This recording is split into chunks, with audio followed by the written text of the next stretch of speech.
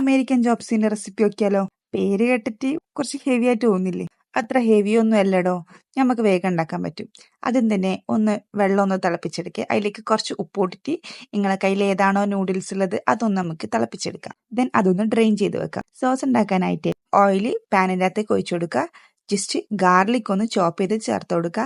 Then onion, capsicum, carrot, നിങ്ങളെ കയ്യിൽ എന്തെല്ലാം വെജിറ്റബിൾസ് ഉണ്ടോ അതെല്ലാം ഇട്ടൊന്ന് സോട്ട് ചെയ്തെടുക്കുക. ദെൻ കുറച്ച് ചിക്കനും കൂടി ഇട്ടിട്ട് നന്നായിട്ട് വേവിപ്പിച്ചെടുക്കുക.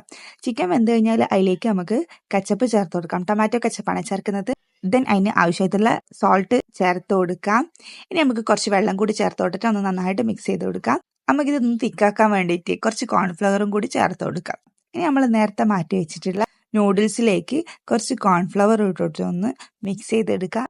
ഇതുപോലെ ഒന്ന് ഫ്രൈ ചെയ്തെടുക്കാം. ഇനി ഒന്നുമില്ലടോ, ഒരു ഓംലെറ്റും കൂടി അടിച്ചിട്ട് ജസ്റ്റ് ഒന്ന് സെർവ് ചെയ്യാം.